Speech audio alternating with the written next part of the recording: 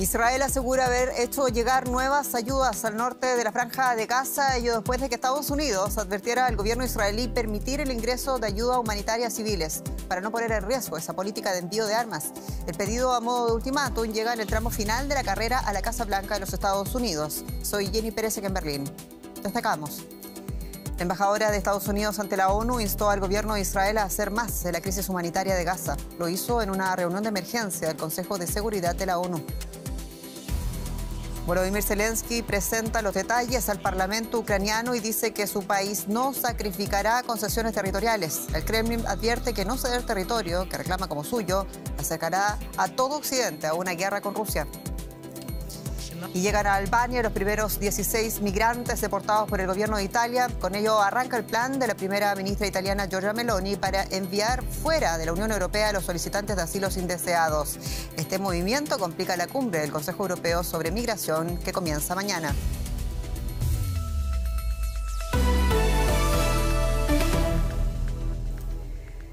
En una reunión de emergencia del Consejo de Seguridad de la ONU, el embajador estadounidense, o la embajadora estadounidense más bien, dijo que Israel debe hacer más para abordar la crisis humanitaria en Gaza.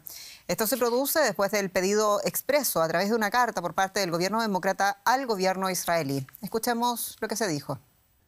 Colleagues, we know that commitments must be followed through on. Colegas, sabemos que los compromisos deben cumplirse y que el progreso que hemos visto desde la semana pasada es insuficiente. Estados Unidos seguirá dejando claro lo siguiente: los alimentos y suministros deben llegar a Gaza de inmediato y debe haber pausas humanitarias en toda Gaza para permitir la vacunación y la entrega y distribución de ayuda humanitaria. Una política de hambruna en el norte de Gaza sería horrorosa e inaceptable y tendría implicaciones bajo el derecho internacional y las leyes de Estados Unidos. El gobierno de Israel ha dicho que esta no es su política, que no se cortarán los alimentos ni otros suministros esenciales y estaremos vigilando que las acciones de Israel sobre el terreno concuerden con esta declaración.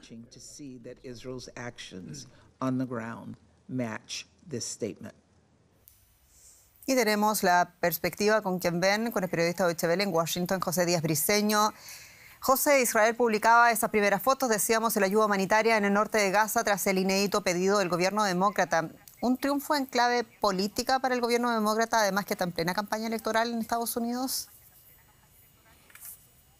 Hoy mismo también el Departamento de Estado en su rueda de prensa diaria fue cuestionado sobre cómo consideraba estos pasos que ha dado Israel después de esta carta que se dio a conocer de los funcionarios estadounidenses. Y el Departamento de Estado fue muy claro al decir que estos son apenas pasos iniciales, hablando justamente de la apertura de un paso para que el ejército de Jordania pudiera repartir ayuda humanitaria en el norte de Gaza, así como un mejor movimiento de la distribución del sur al norte de Gaza. También se habló que, de acuerdo con Estados Unidos, Israel ya permitirá el paso de contingentes de ayuda humanitaria a las agencias de Naciones Unidas sin el pedimento aduanal que habían requerido. Esto sería por 12 meses. Y todo esto para la administración Biden, como bien dices, es relativamente importante en clave política, pues como sabemos faltan menos de 3 semanas para las elecciones y sin embargo el presidente Biden ha dicho que este será su principal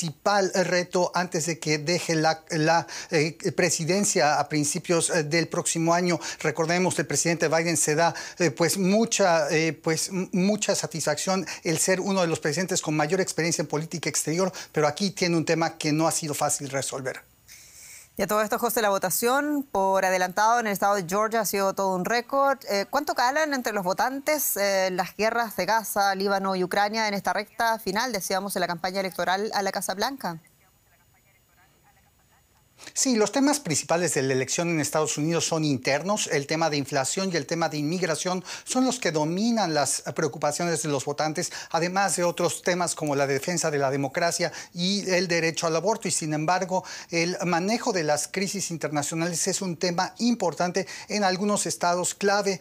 Hay que decir que el expresidente Donald Trump le saca ventaja a la candidata demócrata, la vicepresidenta Kamala Harris, de acuerdo con una encuesta del diario The Wall Street Journal, en el potencial manejo de las dos crisis, tanto en Medio Oriente como en Ucrania. Y sin embargo, hay que decir que los propios demócratas están intentando usar la reticencia del presidente Trump a otorgar ayuda a Ucrania para apelar a los votantes polaco-americanos en Pensilvania, pero ellos también tienen un reto con los votantes de origen musulmán en el estado de Michigan, que podrían, al estar enojados con la posición de Biden de abierto total apoyo a Israel, podrían hacer la diferencia en dos estados que son claves.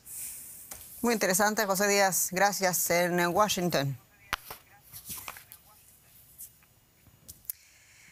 El ejército israelí lanzó más ataques aéreos en el Líbano, según fuentes libanesas. Sus objetivos, los suburbios del sur de Beirut y comunidades en el sur del país, donde, según Israel, se ocultan combatientes o islamistas de Hezbollah.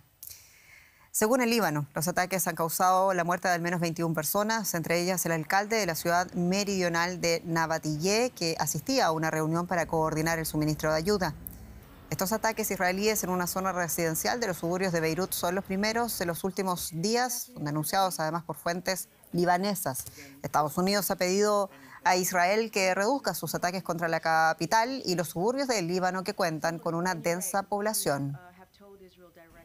Es una escalada, naturalmente, donde el gobierno libanés parece acabársele la paciencia, y tenemos desde Barcelona a Joan Cabasés, periodista experto en política libanesa. Johan, hablemos por favor del papel del gobierno libanés en el conflicto entre Israel y Hezbollah. El principal compromiso del gobierno libanés en la resolución de paz firmada entre las partes tras la guerra entre Israel y Hezbollah en el año 2006 fue ampliar su autoridad sobre su territorio, aquellos ocupados por Hezbollah. ¿Por qué no lo hizo en medio de esta implacable incursión israelí? ¿Hace hoy el gobierno libanés? ¿Debería una autocrítica?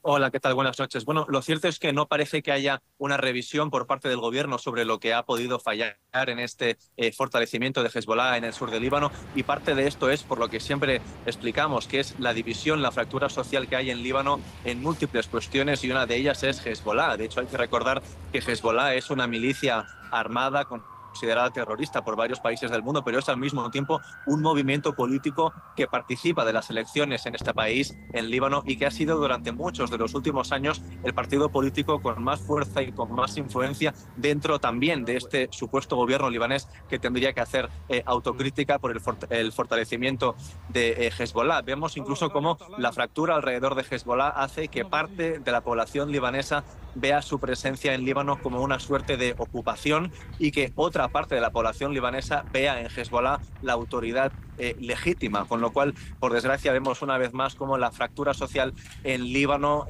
mete el país de lleno en los conflictos regionales. Joan Cabasés, muchas gracias. Desde Atenas, corrijo, había dicho desde el Líbano. Muchas gracias por tu análisis. A vosotros. Y más temas. El presidente de Ucrania, Volodymyr Zelensky, admitió por primera vez que los aliados occidentales están intensificando la presión sobre Ucrania para que inicie negociaciones con Rusia. Sugirió que tales conversaciones podrían ser perjudiciales para Kiev, y lo dijo al presentar su plan de la victoria ante el Parlamento ucraniano. Además, su propuesta contempla que Ucrania reciba una invitación incondicional para unirse a la OTAN. Tras más de 2 años transcurridos desde el comienzo de la guerra, el presidente ucraniano Volodymyr Zelensky presentó lo que califica como su plan de la victoria.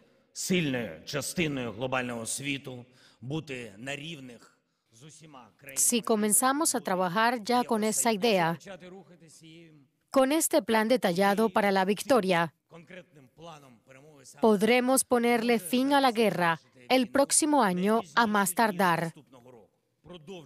Zelensky rechaza la presión de algunos países para negociar una paz con Rusia. En lugar de eso, reclama el ingreso de Ucrania en la OTAN, reforzar su capacidad bélica permitiendo el uso de armamento de largo alcance en territorio ruso, y también proteger los valiosos recursos naturales ucranianos para la posterior reconstrucción del país. Otros aspectos suplementarios del plan solo fueron compartidos en privado con gobiernos aliados de Ucrania. El Kremlin reaccionó a esta propuesta asegurando que terminaría suponiendo un enfrentamiento entre Rusia y la OTAN. Está presionando a los miembros de la OTAN hacia un conflicto directo con nuestro país, así como insistiendo de nuevo en obtener permiso para usar armamento de largo alcance en territorio ruso. El secretario general de la OTAN, por su parte, afirmó que la alianza debe valorar el plan de Zelensky. Estoy firmemente convencido, y lo aplaudiré cuando suceda, de que algún día Ucrania será miembro de la OTAN. También es evidente que Putin y Rusia no tienen ni voz ni voto, ni capacidad de vetar este asunto o ejercer ningún tipo de influencia.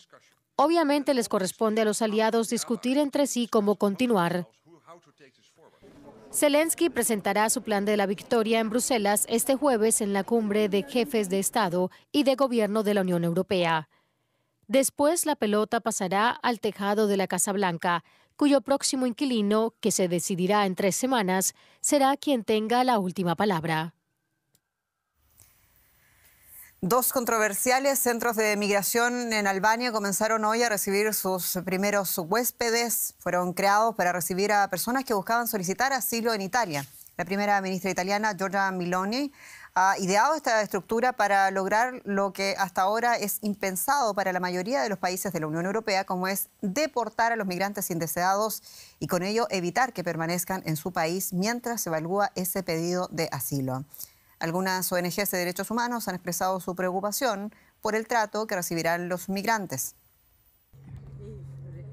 El puerto albanés de Shengjin es el primer lugar a donde son llevados los migrantes varones antes de ser trasladados en autobús hasta Yader, a unos 22 kilómetros. Allí deberán permanecer hasta que su solicitud sea aprobada. Entonces podrán regresar con sus mujeres e hijos, que sí pueden esperar el trámite en suelo italiano. Italia es territorio comunitario, pero Albania no pertenece a la Unión Europea. Los migrantes allí trasladados son los que la Guardia Costera rescata en su intento de cruzar el Mediterráneo en precarios botes. Solo el año pasado, unas 140.000 personas llegaron así a Italia. Los centros están conformados por contenedores, cada uno pensado para que vivan en él 4 personas durante 28 días, con un aforo total para 3.000 migrantes. Las autoridades italianas esperan procesar aquí hasta 36.000 solicitudes de asilo por año. Los rechazados serán repatriados a sus países de origen en menos de 3 meses, sin poder poner un pie en la Unión Europea. Es un camino sin precedentes que refleja el espíritu europeo y cumple la legalidad con otras naciones extracomunitarias.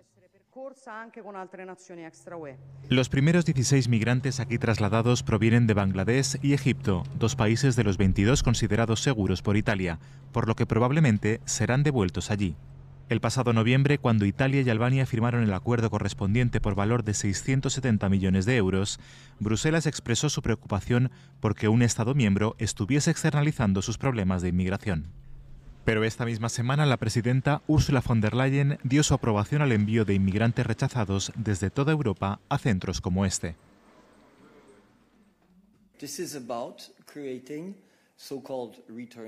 Se trataría de crear lo que llamaríamos centros de retorno en terceros países con los que la Unión Europea suscriba acuerdos para que aquellos migrantes cuyo derecho de residencia en la Unión Europea sea rechazado esperen hasta ser retornados a sus países de origen.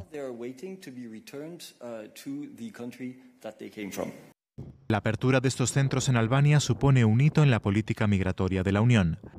Quienes arriesgan sus vidas para llegar a territorio europeo podrán ahora ser devueltos sin haber puesto un pie allí. Y a todo esto, Italia amplió este miércoles a delito universal la gestación subrogada de sus ciudadanos también en el extranjero. A partir de ahora también podrán ser procesados a su regreso. La práctica de los vientres de alquiler, como se llaman, ya estaba prohibida en el país desde el año 2004. La nueva enmienda fue respaldada por Hermanos de Italia, el partido de extrema derecha de la primera ministra Giorgia Meloni, y ratificada por el Senado, y prevé penas de prisión de 3 meses a 2 años y multas de 600.000 a 1 millón de euros. Grupos pro derechos humanos califican esta ley de medieval y afirman que va en contra de los derechos civiles fundamentales. Tenemos a mi colega Paco Burrió con la economía en Deutsche Welle. Muy bienvenido. Gracias, Jenny. Comenzamos en México. La reforma judicial en este país sigue desatando protestas. Sus detractores advierten de que, además de la devaluación del peso, que ya se está produciendo, también disminuirán las inversiones extranjeras. A esta incertidumbre se suma también las próximas elecciones estadounidenses. En caso de ganar Donald Trump, ya ha advertido a su vecino del sur con subidas arancelarias a aquellas empresas estadounidenses que decidan producir en México. Destacada cita para Claudia Sheinbaum. La cumbre con inversionistas estadounidenses permitió anunciar el compromiso de los vecinos norteamericanos de inyectar 20.000 millones de dólares en sectores como el energético. Un importante anuncio cuando Sheinbaum intenta reducir la preocupación debido a la reforma del Poder Judicial. Claro que ninguna de estas reformas representa un problema para la inversión en México, todo lo contrario. Se va a fortalecer lo que llamamos el Estado de Derecho, se va a fortalecer el sistema eléctrico nacional y que mantengamos mesas de trabajo a través de la Secretaría de Economía, que estará convocando a la Secretaría de Energía, a las distintas secretarías, que permitan, pues, frente a cualquier duda, pues, tener un trabajo de diálogo. La cumbre bilateral llega unas semanas antes de las elecciones en Estados Unidos, muy importantes para México. Donald Trump, el candidato republicano, ha amenazado con altos aranceles a fabricantes como los automovilísticos que deslocalicen la producción en suelo mexicano. Una amenaza directa para México, cuyo principal inversor extranjero y socio comercial es Estados Unidos.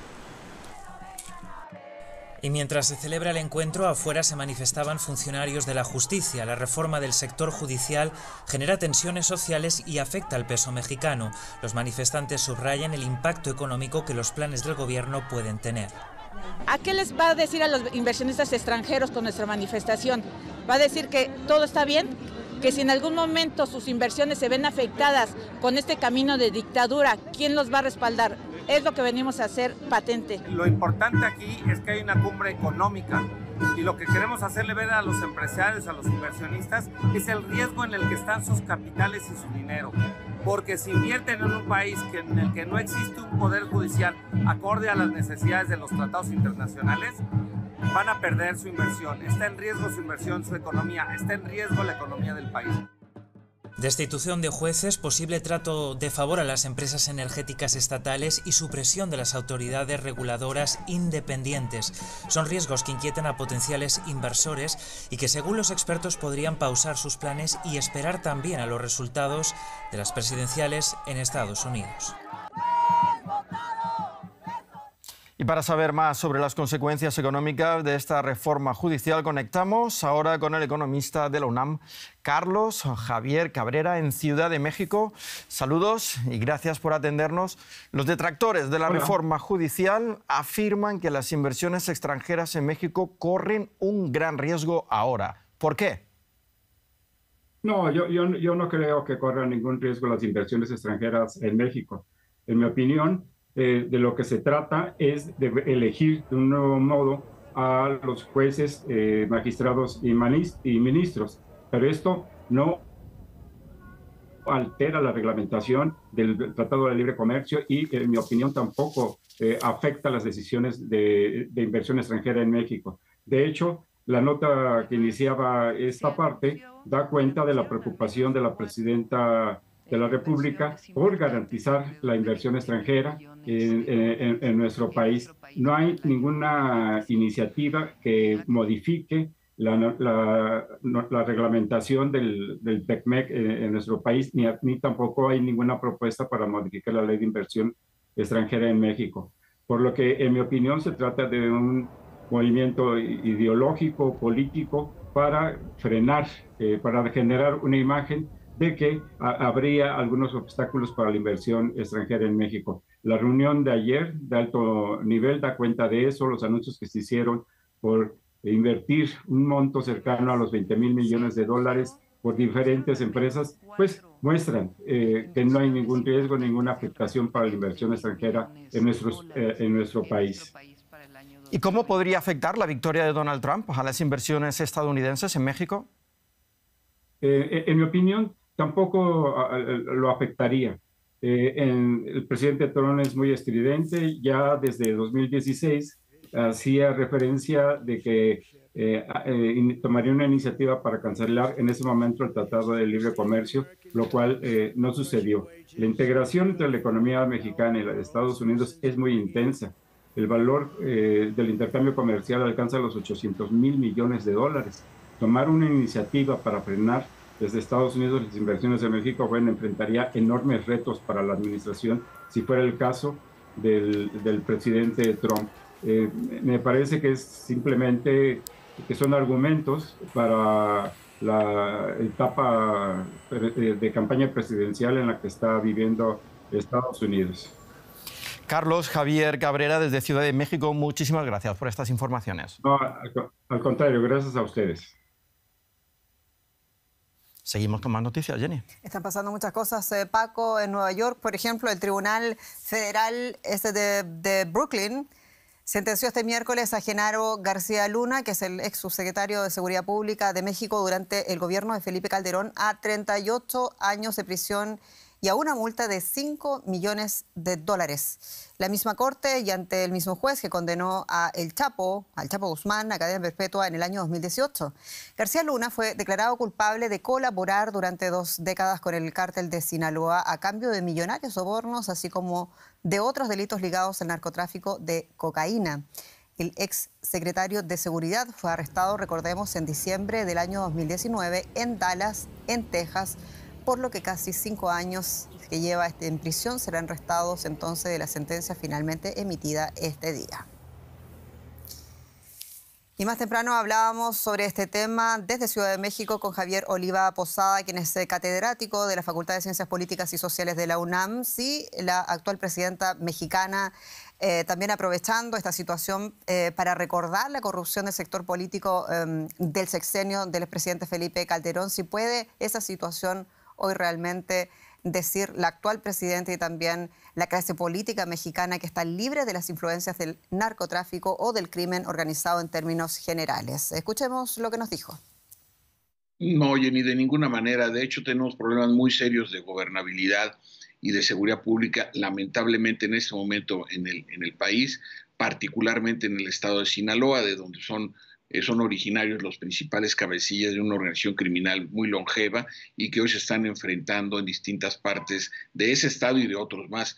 Y los homicidios recientes de dos alcaldes, uno de ellos ayer y la semana pasada, el sábado, del alcalde de una ciudad muy importante, la capital del estado de Guerrero, de Chilpancingo, y que, bueno, esto pone en claro que lejos estamos aún, desafortunadamente, de poder suponer que solo con la sentencia de Genaro García Luna hasta el momento, pues podamos decir que no hay influencia del crimen organizado, no solo en narcotráfico, sino de otros delitos en las estructuras, sobre todo del poder político a nivel municipal.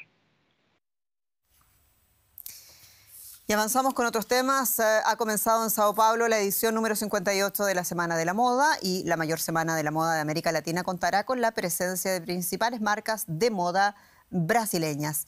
La edición de este año busca reforzar la diversidad y la neutralidad de género. Moda sin género en Sao Paulo. Así abrió la Fashion Week en Brasil esta edición. La marca local Another Place busca reforzar las identidades de personas sin enfocarse en su género. Es una gran idea de Another Place, la neutralidad. Eso no significa que porque la prenda no tenga género, uno no pueda mostrar otra versión de sí mismo, combinando, mezclando y expresando su personalidad a través de la ropa. Yo apoyo esa idea.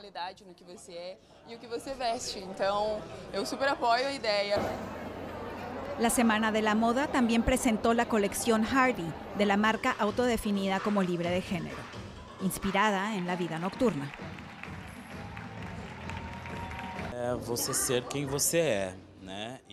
La idea es ser quien eres, libre de todo prejuicio o barreras internas que puedas tener.